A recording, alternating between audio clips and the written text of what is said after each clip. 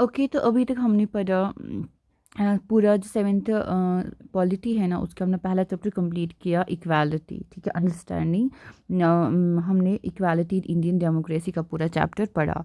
तो अब हम पढ़ेंगे जो ये जो क्वेश्चंस है ना, जो ये पूरा चैप्टर है, इसमें यूपीएससी या स्टेट एग्ज़ाम्स या जेकेएसएसबी या जो हम भी एग्ज़ाम्स देते हैं, कॉम्पिटिटिव एग्ज़ाम्स जो है, उसके लिए क्या क्वेश्चंस मतलब इस क्वेश्चन या इस चैप्टर से हम लोग उस इन एग्ज़ाम्स के लिए क्या क्या कंसेप्ट्स ले सकते हैं। तो पहले जैसे है कि हमको ये पता होना चाहिए कि इक्वालिटी क्या होता है।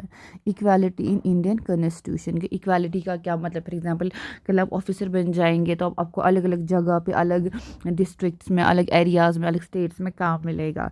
तो वहाँ पे आप अलग डिफरेंट डाइवर्सिटीज़ ऑफ लोगों से मिलेंगे। उस एरिया में एक स्कूल भी होगा, एक पंचायत घर भी होगा, उस एरिया में एक सिविल सोसाइटी भी होगी, उस एरिया में एक ब्लॉक भी होगा, और ब्लॉक में बहुत सारे गवर्नमेंट स्कूल, बहुत सारे प्राइवेट स्कूल्स भी होंगे। तो आपको हर चीज़ को एड्रेस करना है, ठीक है। आपको देखना है कि हर जगह इक्वालिटी है, मतलब इक्वालिटी बेस्ड जो काम है वो हो रहा है, इम्प्लीमेंटेशन हो रहा है उन चीज़ों का, जहाँ पे कहीं किसी के साथ भेदभाव तो नहीं हो रहा है। उसके बाद हमारी सोसाइटी में कहाँ कहाँ पे इनइक्वालिटी, जैसे हमारे पास SC STs के लिए स्पेशल प्रोविजन या उनके लिए स्पेशल लॉज बनाए गए, या उनके लिए स्पेशल हम लोगों ने पॉलिसी रिजर्वेशंस रखे हैं। क्या वो रिजर्वेशंस उनको मिल रही है? क्या उनका पूरा उसका जो रिजर्वेशंस है उनका पूरा जो उसका फ़ायदा है, उसका जो बेनिफिट है, क्या वो एक्चुअली में उन्हीं को मिल रहा है कि नहीं मिल रहा है, SC STs को?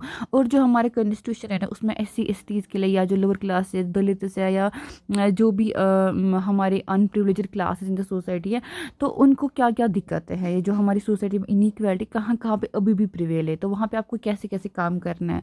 तो आपको ये सारी केस स्टडी पढ़नी पड़ेंगे। उसके बाद जो है ना, गवर्नमेंट ऑफ इंडिया ने, जो हमारी गवर्नमेंट, उन्होंने क्या क्या स्कीम्स लाई है ताकि जो इनइक्वालिटी है हमारी सोसाइटी में वो क्या हो जाए, रिड्यूस हो जाए। तो ये आपको पढ़ना पड़ेगा for the civil services examinations. उसके बाद जो राइट इक्वालिटी है ना, वो क्या है, एज अ आर्टिकल 14 to 18 है, वो आर्टिकल्स है, वो कहाँ पे है, फंडामेंटल राइट्स है।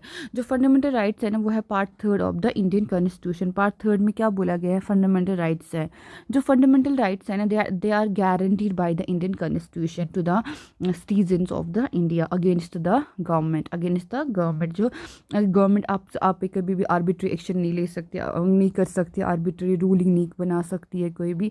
आप जो इंडिया में आप रह रहे हैं, आपको एक पूरा एक राइट्स है, विद डिग्निटी आपकी लाइफ होनी चाहिए।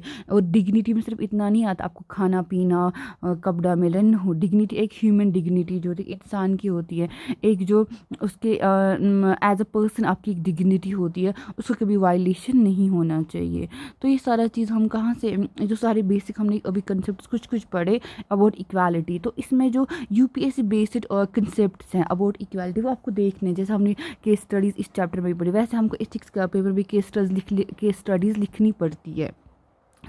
यहाँ पे आपने इस चैप्टर से ये जो कंसेप्ट है ना, अब आप इसको मतलब ऑन अ बिगर पिक्चर देखिए, ये जो बिगर जो स्टैंडर्ड बुक्स है ना, उनसे आप इन कंसेप्ट्स को पढ़िए सो दैट कि आपका जो नॉलेज है ना, एक तो वो ब्रीज हो जाएगा, और आपका जो कनेक्ट हो जाएगा कहाँ कहाँ पे क्या दिक्कत है, और कैसा आपका जो नेक्स्ट लेवल प्रिपरेशन है, नेक्स्ट लेवल जो आपका आंसर राइटिंग हो जाएगा, वो सब सब इस में हेल्प करेगा आपकी कंसेप्चुअल अंडरस्टैंडिंग में, आपकी आंसर राइटिंग में।